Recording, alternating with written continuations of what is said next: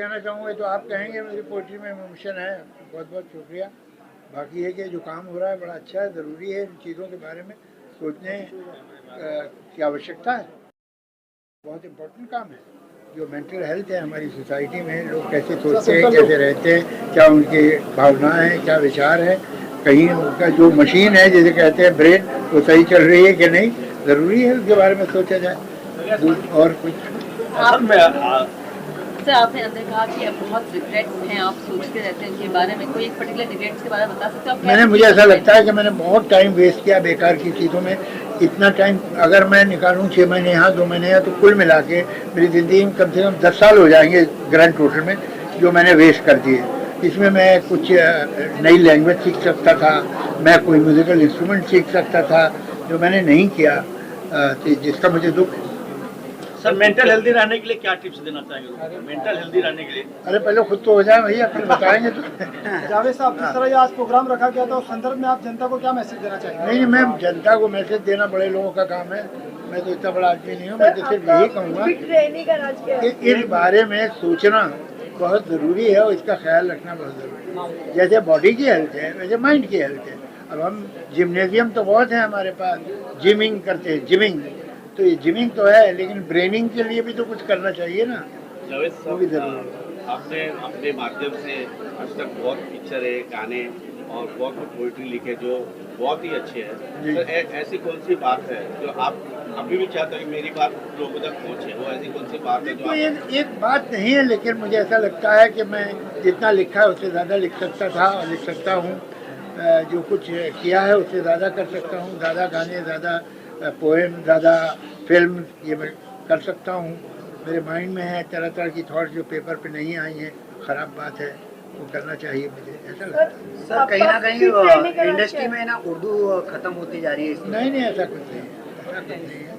Can we cut? Are we done? Thank you so much. Sir ये madam का एक सवाल है। सर आपका फिट रहने का राज क्या है?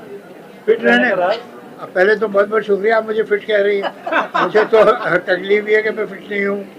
कभी लगता है जो आजकल के यंग जनरेशन करते हैं, आप वो ना करके भी आप इतना फिट है तो बहुत बड़ी बात है। Thank you very much. Sir youth को एक मैसेज क्या देना चाहेंगे? Thank you. यूथ को एक मैसेज देना चाहेंगे? अरे यूथ की मैसेज सुनो, उन्हें मैसेज मत दो, वो क्या कह रहे हैं वो सुनो। चलिए जान सब दिस साइड। बहुत इम्पोर्टेंट है, क्योंकि भारत में मेंटल हेल्थ के बारे में बात करना बहुत इम्पोर्टेंट बन गया है। हम बात करते हैं लेकिन हम उतनी बात नहीं करते जितनी बात करनी चाहिए। अब आप ये देखिए कि 140 करोड़ की जनसंख्या है हमारी और लेस देन 15,000 साइकोलॉजिस्ट हैं। तो ये जो नंबर है ये बहुत कम है। इस नंबर को बढ़ाने की ज़रूरत है। लोगों में मानसिक रूप से जो तकलीफ़ें हैं उनके बारे में बात करने की ज़रूरत है। लेकिन हम केवल इसे ऐसा ना समझें कि हम लोग 1-on-1 जब बात करते हैं उसी से सब कुछ सही हो जाएगा। भारत में बहुत ज़्यादा इशू है इमोशनल रेगुलेशन का। छोटी छोटी बात पर गुस्सा आना, वायलेंस का नॉर्मलाइजेशन होना, माँ बाप का बच्चों को मारना और उस मारने के बाद उसको कहना ये नॉर्मल है। हमने भी तो मार खाई थी, सास भी तो कभी बहू थी।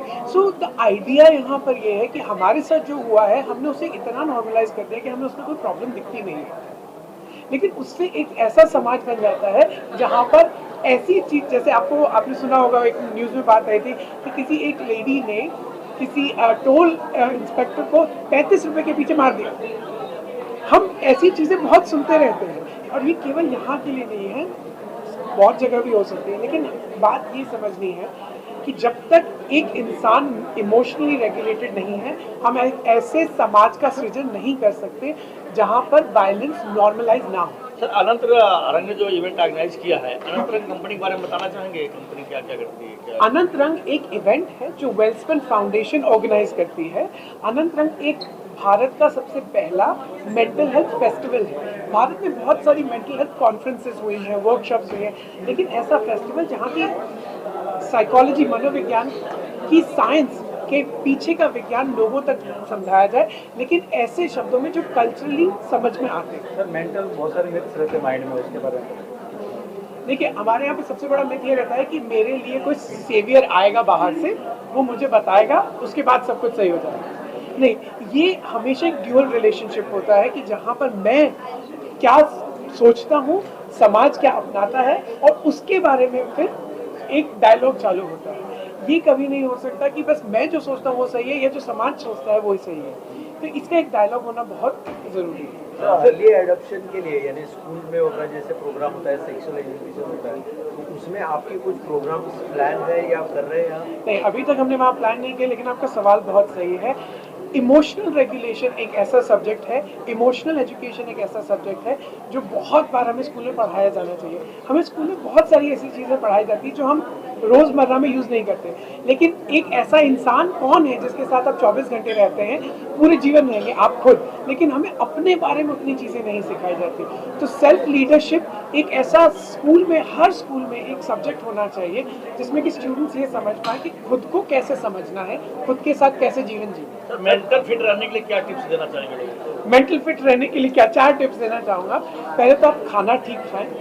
जैसा अभी हमारा एक सेशन चल रहा है अंदर, वो आपको बताएंगे कि अगर आपके खाने में प्रोटीन बिल्कुल नहीं है और आपके खाने में केवल कार्ब्स हैं, चावल, पूड़ी, मेरे को भी अच्छा लगता है खराब नहीं है, लेकिन अगर आपका खाने में प्रोटीन नहीं है, आपका खाना बैलेंस नहीं है, तो आपका गट बैलेंस नहीं होगा, और आपका गट बैलेंस नहीं है तो आपका दिमाग बैलेंस नहीं होगा। दूसरा, एक्सरसाइज किसी भी तरह की, ज़रूरी नहीं है आपको जिम जाना, आप योगा कर सकते हैं, आप स्विमिंग कर सकते हैं, आप भाग सकते हैं, आप खाना खाने के बाद चल सकते हैं। तीसरा, सबसे इम्पोर्टेंट अच्छे रिलेशनशिप्स होना। आपके पास 3 या 4 ऐसे दोस्त होने चाहिए जिनको आपको पता रहे कि इनको मैं रात को 3 बजे भी कॉल कर सकता हूँ। आपको ऐसा ना लगे कि आप इस पूरे दिन में अकेले हैं, और अगर आपको ऐसा लगता है तो प्लीज़ जितना आप अपने करियर में इन्वेस्ट करते हैं उतना ही आप इन्वेस्ट करें दोस्तों में।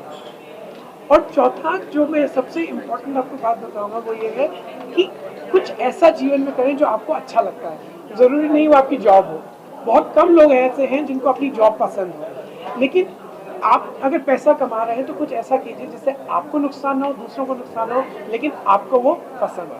सर, मेंटल स्ट्रेस जैसे लॉन्ग टर्म के लिए रहता है, तो इसके आगे प्रोग्राम क्या है? ये फेस्टिवल है, इसके आगे क्या प्लान है? इसके यहाँ से अवेयरनेस हम ये जनरेट करना चाहते हैं कि अगर आपके पास लॉन्ग टर्म मेंटल स्ट्रेस है तो आपको किसी से बात करने की ज़रूरत है, आपको कहीं जाने की ज़रूरत है। और यहाँ से सबसे बड़ा जो हम काम करना चाह रहे हैं वो ये है कि ये स्टिग्मा हट जाए कि किसी के पास जाके बात करने का मतलब ये नहीं कि तुम पागल हो। इसका बात करने का मतलब ये है कि आप ह्यूमन हैं, आप इंसान। सर, आज के यूथ को क्या मैसेज देना चाहेंगे? इसमें काफ़ी स्ट्रेस है, काफ़ी वर्कलोड है, वर्क फ्रॉम होम भी है। खुद को दूसरों से कंपेयर करना बंद कर दो। आपकी जर्नी आपकी है, दूसरों की जर्नी दूसरों की है। सर, हाँ जी, एक लास्ट क्वेश्चन कि सर इसमें तो मेंटल में ज़्यादातर वुमेन की, मतलब लेडीज लोग को ही ज़्यादा मेंटल वो हैरेसमेंट होती है, तो उनके लिए क्या कहना चाहिए? देखिए इसको हम जेंडर के हिसाब से ना डिवाइड करें तो अच्छा है, लेकिन अगर ऐसा लग रहा है कि औरतों के ऊपर ज़्यादा मेंटल हरासमेंट हो रहा है, कि हरासमेंट एक अलग बात है, हरासमेंट के लिए तो आप सबको कंप्लेन करनी चाहिए। आप ये देखिए कि अगर एक माँ, एक बेटी, एक बहन अगर ज़्यादा इमोशनली रेगुलेटेड है तो उसका बच्चा उतना ही इमोशनली रेगुलेटेड होगा। बहुत बार ऐसा होता है कि हम पेरेंट्स खुद की एंग्जाइटीज बच्चों पे डाल देते हैं, खुद के डर बच्चों पे डाल देते हैं। तो जब एक आप पेरेंट तभी बने जब आपको लगता है कि आप खुद को इमोशनली रेगुलेट कर सकते हैं। Thank you very much.